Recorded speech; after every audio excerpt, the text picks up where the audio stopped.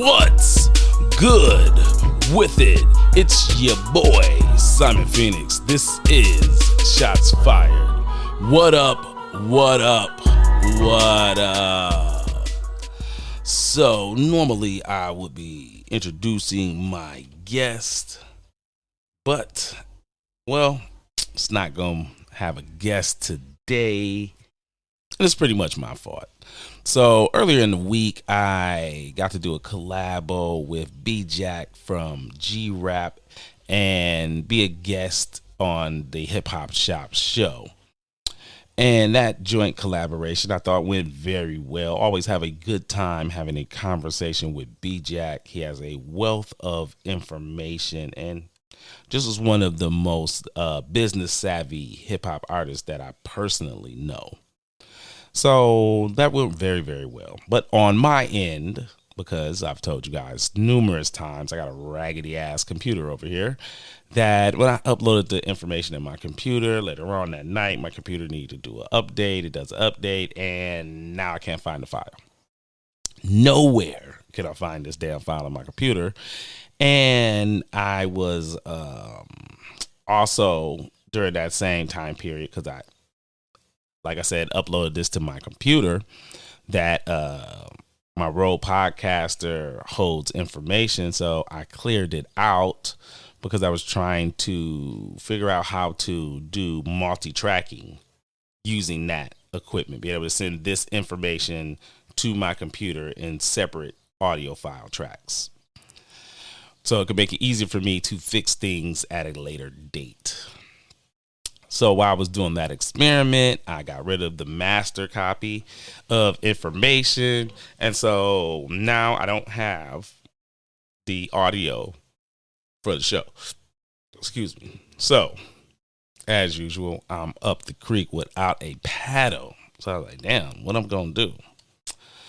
So I decided that I would give you some gangster shit that's left field. Right. And normally, being me comes with a lot of things that the average person probably doesn't deal with in a way that I have to. So what I mean is that the biggest problem that you could ever have in life is actually being truthful. Because what happens when you tell the truth is most people aren't prepared for it and they won't like your response. And then next thing you know, they're telling you you're mean or you're evil or so on and so forth. Anybody who knows me personally, I've been told that I'm evil, the devil, Satan's illegitimate child, all of the above. And it's really all based on the fact that I tell the truth. Or the truth from my point of view. Anytime that I'm having a discussion with someone that I know may be a little bit, for lack of a better word, opinionated, I started off with saying all is not a real thing. And I always try to give an example.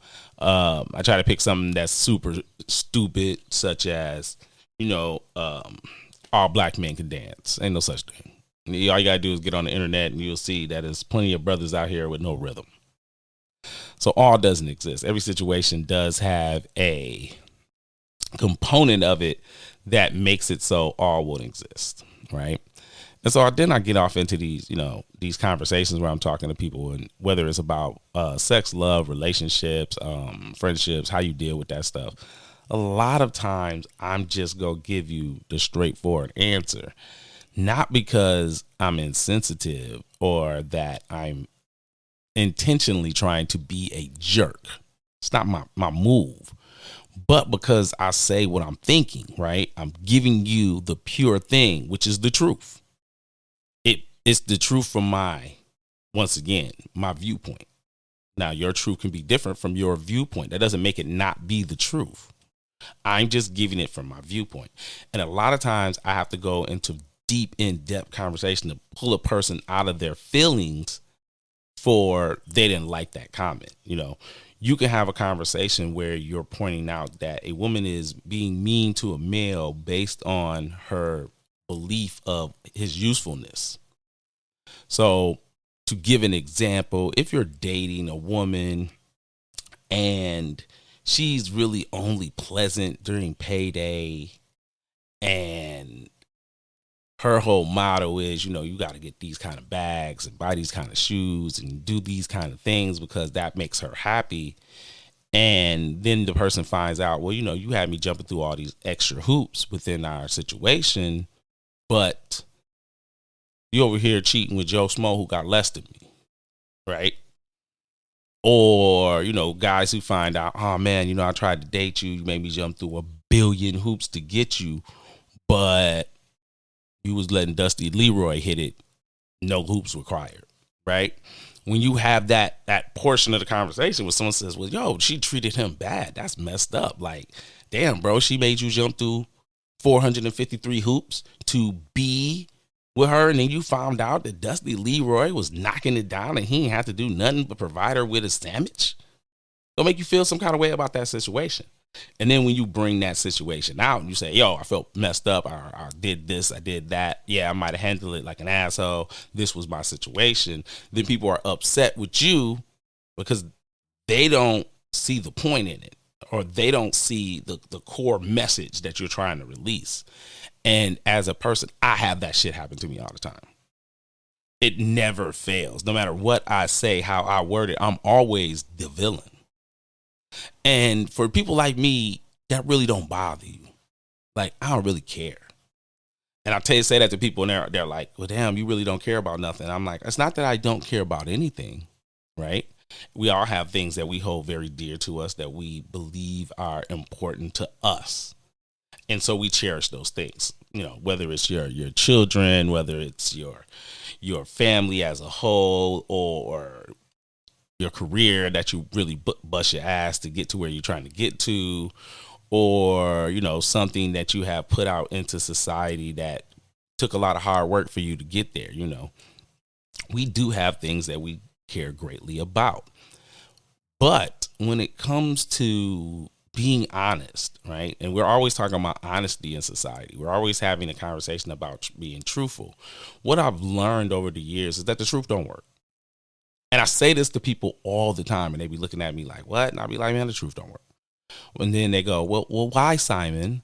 Why isn't the truth a good thing? Like, I don't understand. And I'm always puzzled by this, because in reality, as soon as you start telling people the truth, then you're an asshole. You're the problem because you told the truth, because you didn't censor what you said. Because a lot of us need to be censored. I always tell people, everybody needs to be coddled for real.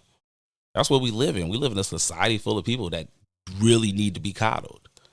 That you can't tell somebody who is 260 pounds, hey, you're obese. That nope, you're not allowed to do that. That's body shaming. But it's the truth. They got a sheet of paper. It gives the breakdown of where you're supposed to weigh at this size. Why that don't apply to you? It don't apply to me. I ain't fat. Oh, okay. But you got high blood pressure and diabetes. Those are both signs of being obese, right? You know that, right? No, it's not. That's not what's going on. It's because I eat this and this and this and this. Okay, but I'm just saying you're a little big. You keep telling me you ain't obese, but you're a little big. Okay, cool. Whatever. Fine. Right? Because it's the truth. Then they'll say to me, well, you didn't have to say it like that. Well, how the hell was I supposed to say it? Was I supposed to be like, you're little fluffy? You're a little chunky? That's what I was supposed to say? Would that be a better terminology? Or should I use something that doesn't apply to the situation and be like, oh, you're thick, right? And I think this has become the norm in our society of just saying shit to make people feel better. That it doesn't matter if it's right or wrong. In the end, it's about their feelings. And I'm always a person that kind of look at the situation and be like, hey man, your feelings don't count when it comes to the truth. I've said this numerous times. Your feelings does not count when it comes to the truth. The truth is what it is. Whether you like how it's been told to you or not, it's still the truth. And so I find it interesting that I'm always being yelled at, fussed at, cussed out, told I am the epitome of evil because I be telling them the truth. Even when I take a person through the whole journey of trying to make it make sense, and they finally get that it makes sense, right? Takes me 20 minutes or so to get them there. And then the first thing they say is, well, why you couldn't find a better way to say it? And I'd be so baffled, like, why you couldn't just take the truth?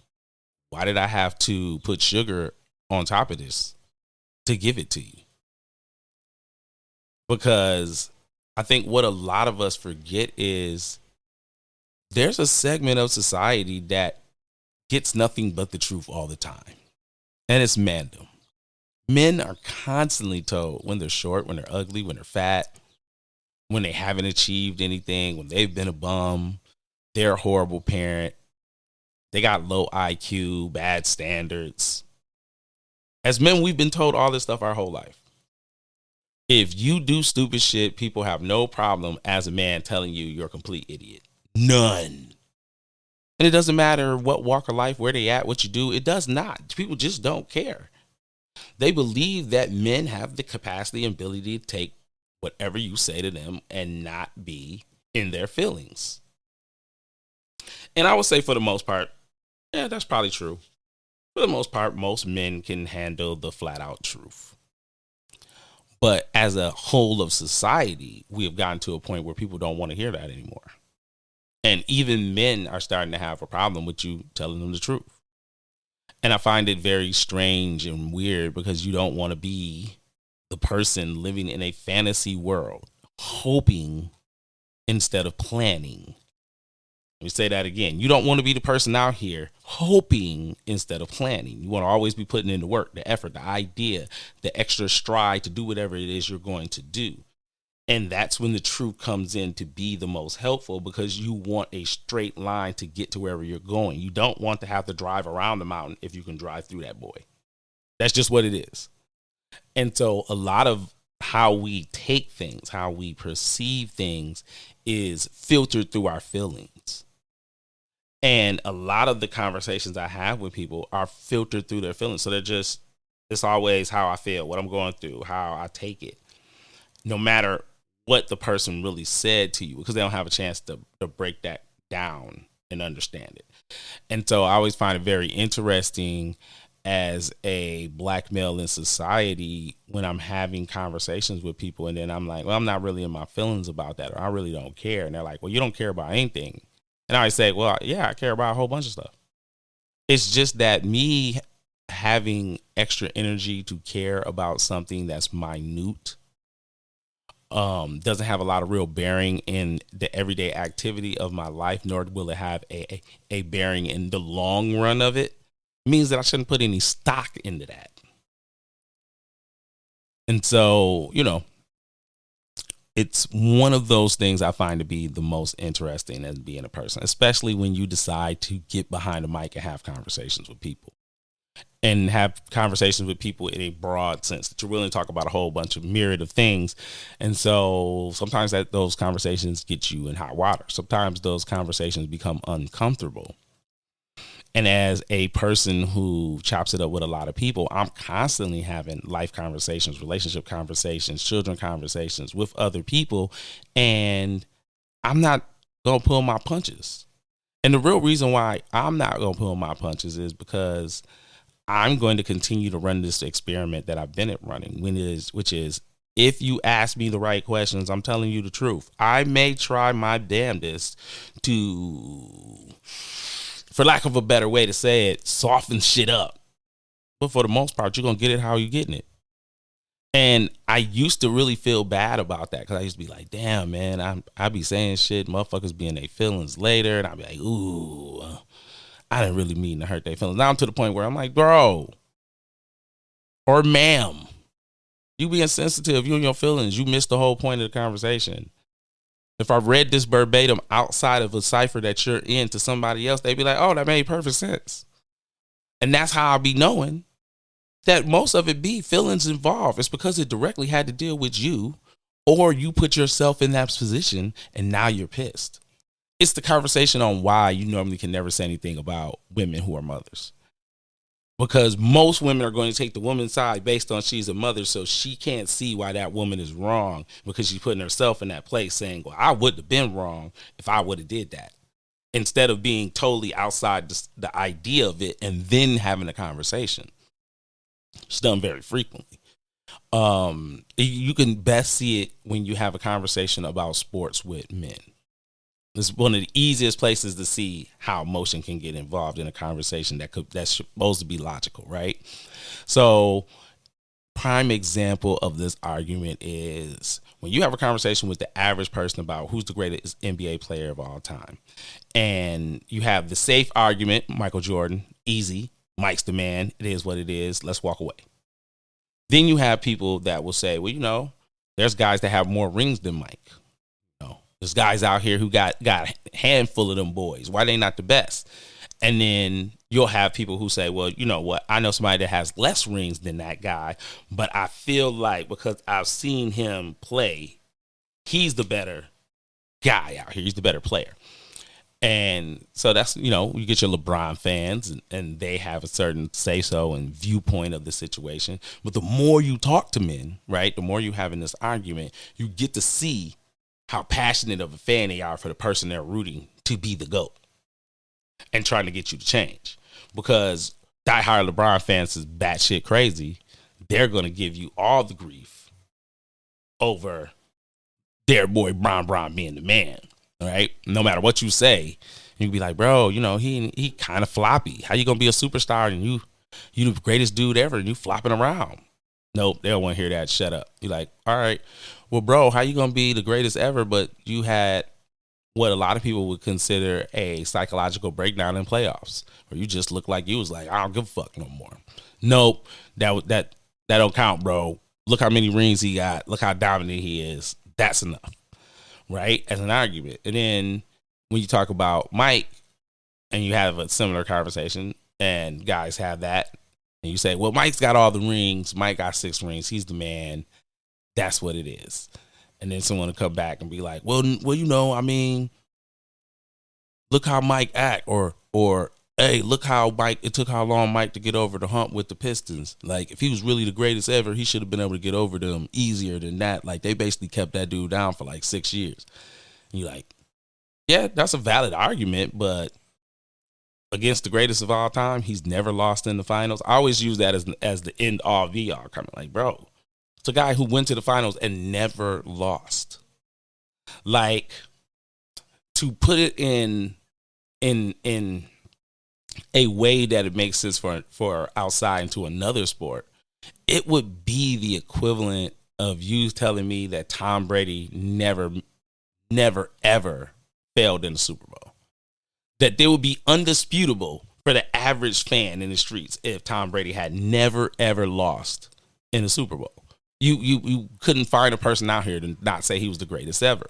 But because he has, right, now there's wiggle room. There's enough room for somebody else to argue, well, you know, he's the great guy, but this person was really, really good, or that person was really, really good for their time, whatever.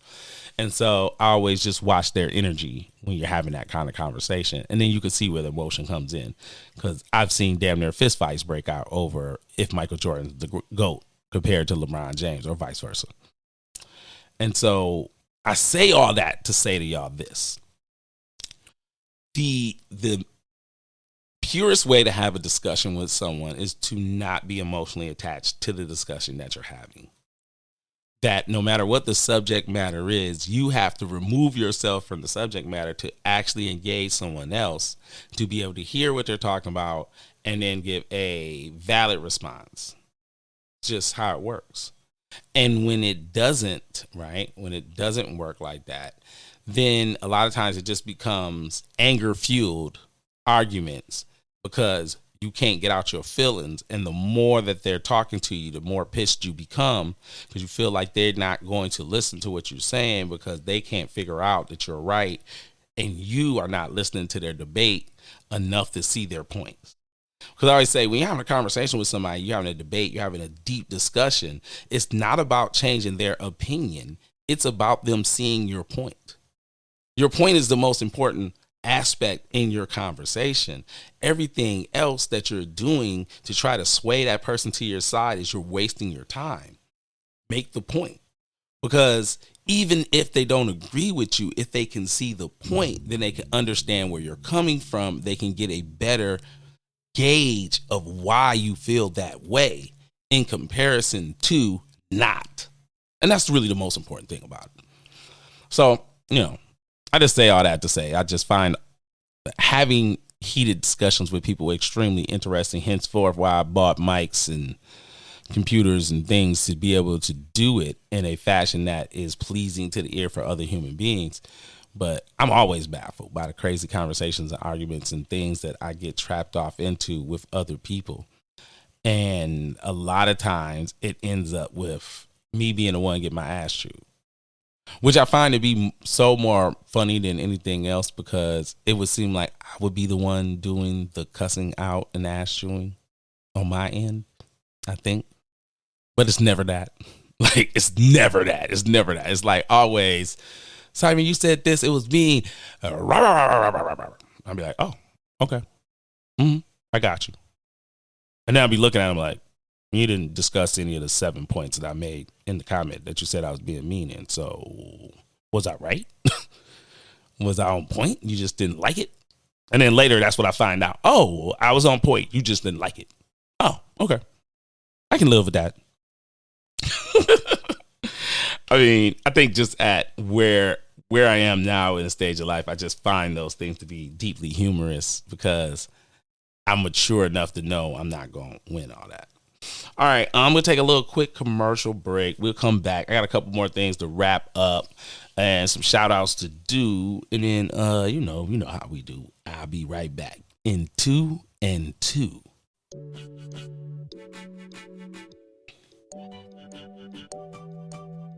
Stock the Bar Vodka, made right here in Michigan. Distilled from Michigan red winter wheat.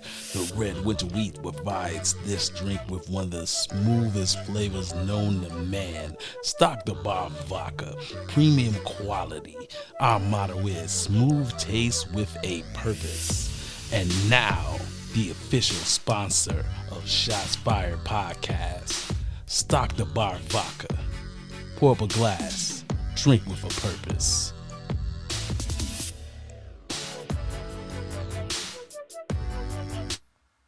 Yeah, you know what it is. Shots Fired Podcast popping. Brought to you by Mindbender Incorporated in association with Ashy Radio.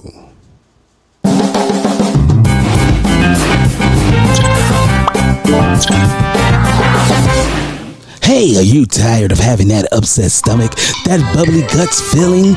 Then I need you to get with Tyrone's Gas-X. That's right, Tyrone's Gas-X is known to stop upset stomach, farting, wet farting, hard farting, bubble guts, squishy guts, and the runs.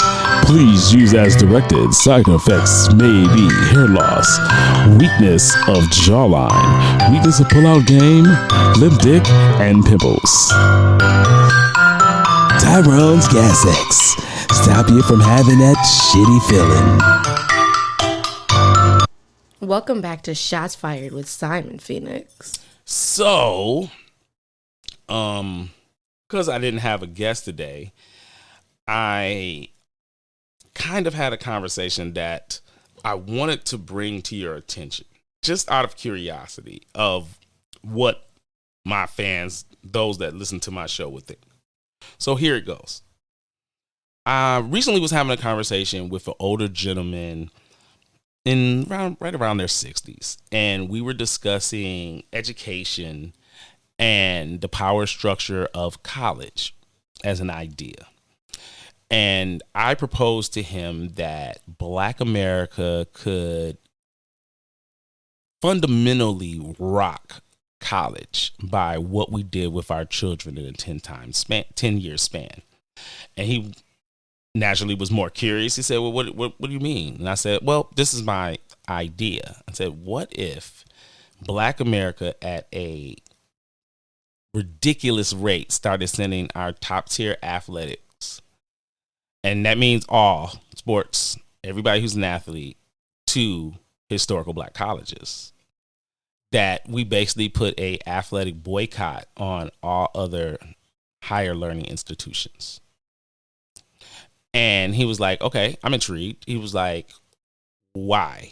He was like, I kind of get where you are, but I'm just curious to why. And I was like, yo, well, in a deeper fashion, why we would do that is I believe that it would financially greatly improve historical black colleges. You have a mass amount of the best players in the country actually coming to those schools. That means that all eyes will be on those athletes when they play their sports, which means that now those colleges will be able to receive large television contracts, similar to what Notre Dame does. I also think that it would destroy the fundamental idea of the NCAA because, let's be clear, black athletes are used to bolster colleges so they can make money.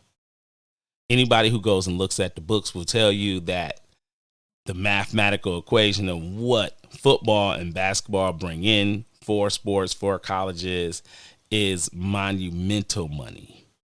Let me say that again. That's monumental money. You go look over and see what softball, volleyball, tennis, things of that nature. None of those things bring in that football bread. None of those things bring in that basketball bread. They're just not. And then you look at black colleges, they have slim pickings of athletes. Not to say they don't have some great, outstanding athletes there, but they're not getting the cream of the crop. They're not getting the number one black quarterback in the nation to come and play. They're not getting the number one black running back in the nation to come to play. That a lot of times you see the best of the best going to the USCs, going to play for the University of Michigan, going to Michigan State, going to Cal, right? We've seen this enough where we see great players all the time go to our normal schools. But I feel like if these students were instilled with the idea early in life that you're going to a black college and you got a push of, let's throw something that could be kind of reasonable out, right? Say you got a 65% push now of black athletes at the top tier going to historical black colleges. Well, that means that the NCAA will have to restructure who is in the leagues and who is being seen, because the NCAA then would not want to lose that money, which would then put a spotlight on these black colleges. It would make it so people had to pay them attention in a broader sense, because now they have the cream of the crop athletes. They've always had highly intelligent people going there. They always had some of the greatest minds going to these places, but they didn't have their athletic brothers go there. Their athletic brothers were being called to go to the Florida States of the world instead of the Florida school that is the all-black college. And so I always wonder, like, what would that look like? And I just believe that as a power play, that would fix a lot of what I would like to call a financial monopoly done by, lack of a better way to say it, public and private schools that are the majority white. I think that Black America has to start looking at the situation and fight as to say, we must control the things that people are consuming from us as a group to give ourselves the best chance at being great. And so what that means is that our doctors, our lawyers need to be in our communities instead of moving out and working and living in other people's communities.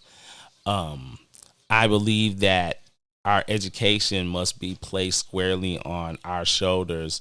And as a community, we must not shun intelligence. And I had this conversation frequently with other black people about there's no such thing as really sounding white. You can sound proper. I totally could understand that. You're using proper English, no slang, you sound proper. But I don't think that makes you sound white. And in Black America, we have that huge issue where if someone doesn't talk in slang, if someone doesn't talk with a lot of ebonics, then they're talking white. And I feel like that's just totally unfair to that person. All of us don't have to sound like the hippest, coolest person, the dude with all the swag. That's not how all of us need to sound. And we can't shun each other for intelligence. So I think that if we stop doing those two things, and we did make a major push that African American athletes at the highest tier started to return back to historical black colleges, I think that would make an inflush of cash. I think that it would make more money come that way, which would improve the learning and conditions of those schools, bring them up. And I also think that it would put the world on notice that this group of people is moving in a unified idea. I don't know if that's ever possible, but I did tell the gentleman that I talked to that I would discuss this on the show with y'all. I would bring it up, and I would love for cats to jump in my inbox, hit me in my email, Shots Fired Podcast Simon, and let me know what you thought of that as a premise, as an idea. So I just want to throw that out there, just to put it on the floor. It is what it is. I can't make y'all go to nobody's school, but it's very interesting to me as an idea. So, is there anything else that I would like to go over with you guys? Oh, all right. Well, if you don't know, there is going to be a couple parties in the park this summer. Make sure you check those out. Mr. Joe Von Dean's going to be hosting those. So don't forget about that. Our dudes over there at Bar Club have a Barcode, gentlemen, battle rap. Got a new show coming up June 5th. Y'all better be paying attention. It's going to be hot. Building's going to be packed. The last one was a sold out event. So you definitely need to jump on their Facebook page, find out where the event is, see what time, and get your tickets early. You got to say that to the cats. Get your tickets early. Oh, yeah, and don't forget, one of my favorite MCs in the city, Alfie the Great, shooting a video today. So that you already know, that means that he going to be dropping that sometime soon. Be looking out for Alfie the Great's latest video. It's going to be popping. Y'all already know. Shout out to our sponsors, Stock the Bar Vodka. Best vodka you can get your face on. And I'm just going to keep it real with you. That's like the best vodka you could drink right now. So you go get you a bottle. It's in stock. Check your local liquor stores. If not, shoot me an email at Shots Fired Podcast Simon, and I will tell you what local stores have it or how to get someone to order you a bottle. That's pretty much it. I appreciate everybody that comes through the show. As usual, I will always say that you guys make this experience great, and I'm always trying to improve and make better, greater content for you as the fans and listeners. So if you have any suggestions, let me know.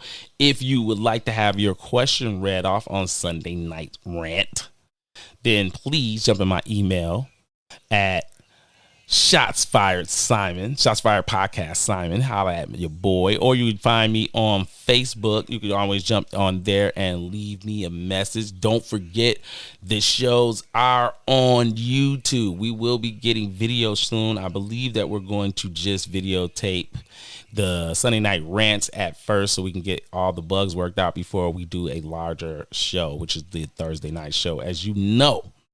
So we're going to get up out of here tonight. You know how we do it. Got to get out the building. But as usual, just want to really thank everybody who has something to do with everything that goes on with the show. And like I said, there was a joint venture show done with B-Jack from G-Rap and the Hip Hop Shop.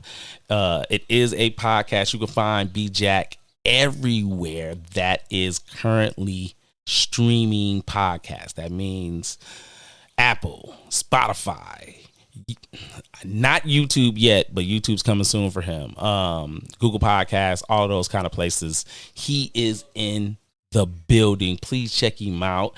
And I just want to show him a lot of love for inviting me to come on to his show. It was a lot of fun. Unfortunately, like I said at the beginning of this show, I fucked it all up. And so, you know, that's on me. I can't blame that on nobody else. That's on me. I did it because apparently I'm not that smart. I mean, I thought I was smart, but I guess I ain't that smart. Because I screwed the pooch on that one, let me tell you.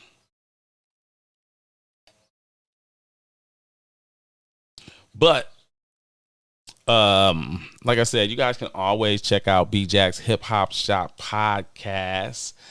And, you know, you should just basically, you know, check it out. He always has something very interesting on the show. Always has a great breakdown of what's going on in the hip hop community and gives us a lot of ideas and insight on the game. And, you know, when you're somebody like me or you, we like to be put on. You know, that's the whole reason why I listen to podcasts and got into this is I like to get the info, and guys like this are definitely bringing the heat. So you can't, you know, discredit or dislike it. You just got to be like, yeah, that's what I've been looking for. So I personally am a big fan of his show. I love the fact that he's another brother from here, being Grand Rapids, Michigan, a.k.a. Gun Rule, a.k.a. Grand Raggedy, that decided to have them a show. And I just love the fact that he's doing it because dudes like that you really be needing on your team. You know, you just do. You gotta have great guys like that doing great things. So just want to show love to my man B-Jack from G-Rap. All right, this has been Simon Phoenix. This has been Shots Fired. Appreciate y'all coming to the show. I'ma holla at y'all later. See y'all Sunday for the Sunday night rant. I got something special lined up for that, all right?